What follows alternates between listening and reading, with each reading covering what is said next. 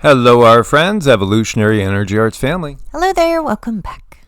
Welcome back, guys. Again, this was our Patreon exclusive yesterday. This was a lot of fun, a lot of things we have in the works. Indeed. As much as they censor, we'll keep pushing. Yes. And we want to give you guys thanks for your support. We really couldn't do it without your support in these times of a lack of freedom of speech. Or, well, you could speak freely, but you might be just talking to crickets or frogs. But we do have a lot of crickets and frogs where we are, and we enjoy their company very well. Yes, I mean, this takes all of us together, and we appreciate it.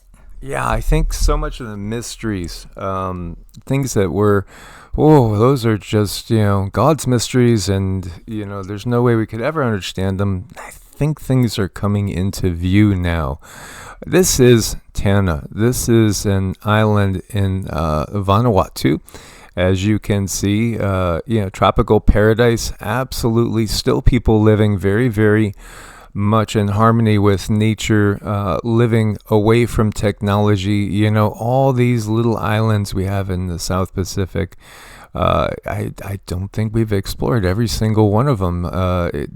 There's so much still to be discovered in our own world that we are so familiar with, yet are we really?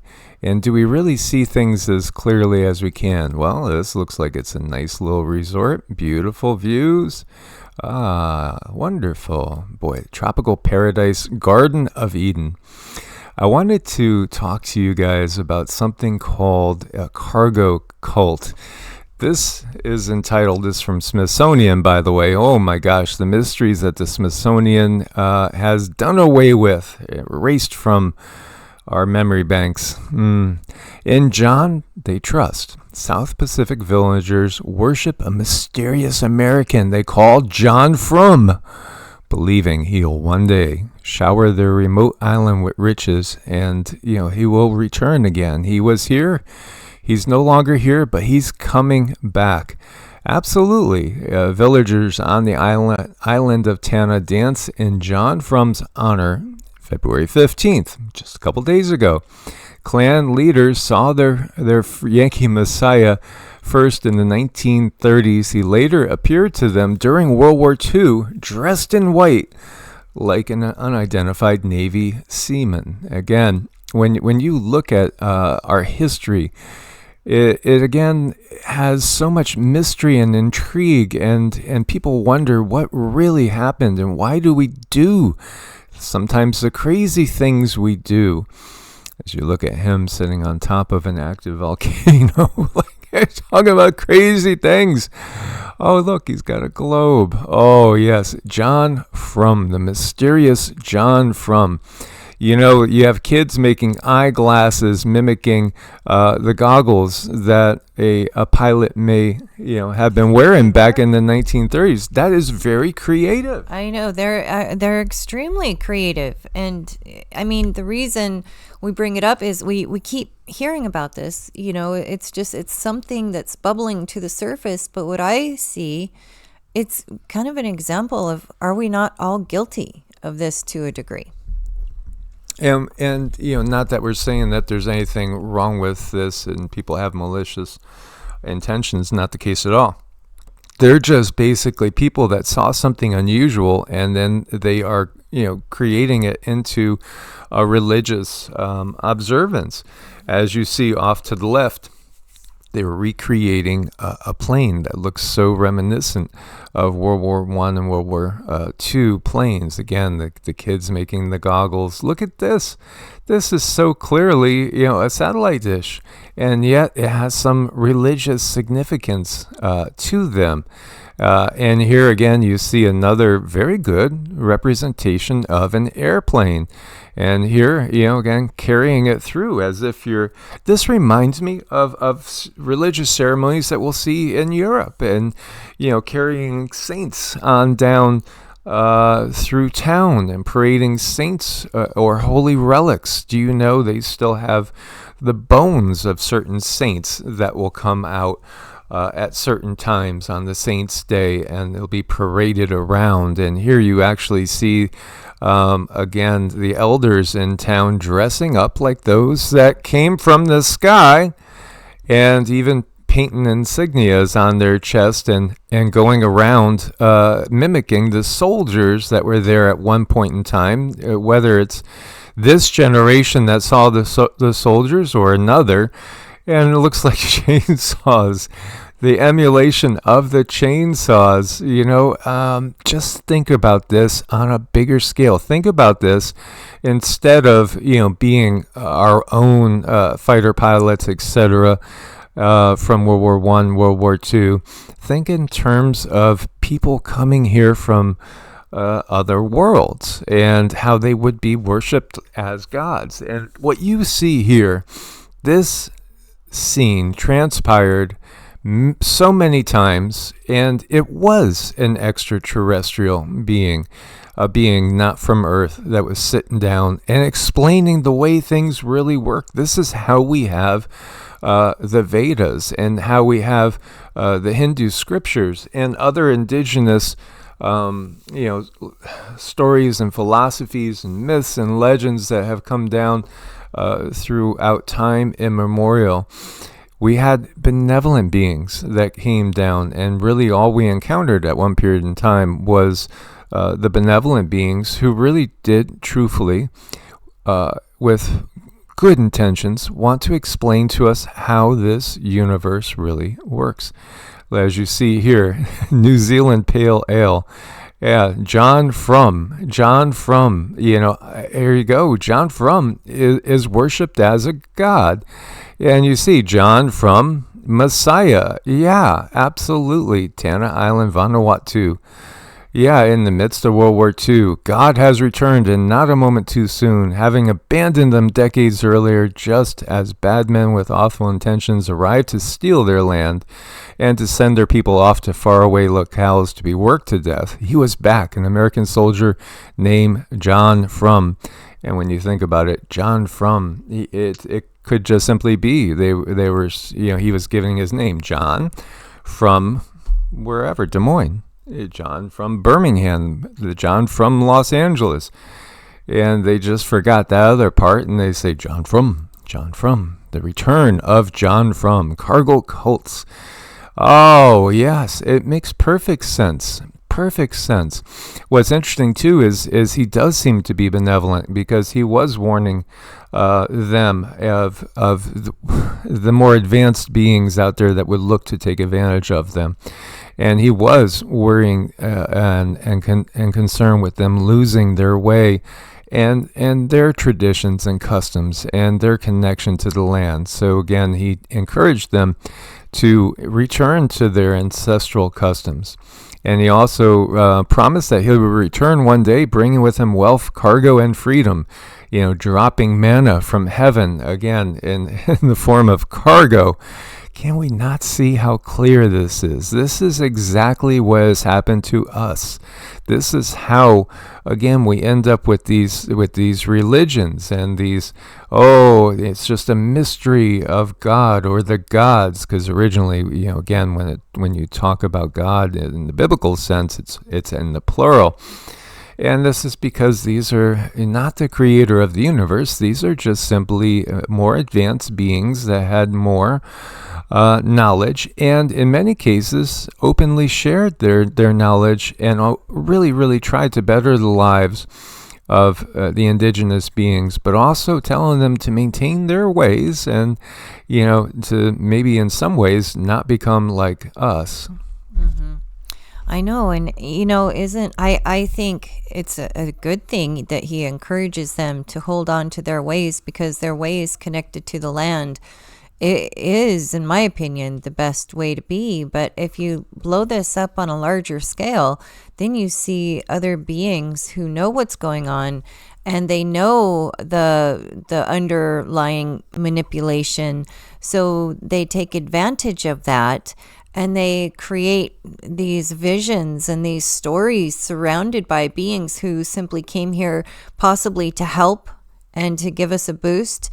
and to make our lives a little bit easier. But there is this certain group of beings that they know exactly what had happened. And then another group of beings seeing this technology and saying, wow, this is magic. This is amazing. This is sorcery. This is something that we need to worship and we need to remember. So you could see how things could kind of go awry, and there could be misunderstandings and mistranslations. I guess that's what my point was, is things get lost in translation and they're not truly what they appear to be. So this is a good example of that. And it does make me happy that he's encouraging them to stick to their ways, because their ways are so much better than the other, to me. So it's interesting. In the 1990s, there were reportedly over 5,000 members of the John Frum movement or belief system. Belief in John Frum is in decline, however. As of 2022, there are fewer than 500 practitioners. Currently, only the village of Lamakara is faithful to the John Frum faith on the island of Tanna. The rest of the island has mostly been converted by Christian missionaries based in Sulphur Bay. There you go. So, I mean, are they still basically in the same paradox, just with different dressing? The religion centering on John Frum arose no later than the 1930s. So this could have started, this whole mindset, they say, as early as the 1910s, and basically been something that saw its way through World War I again, and also World War II, and be remembered after that. So what you have is an island group, again, in a wartime scenario. Various islands may never see anybody.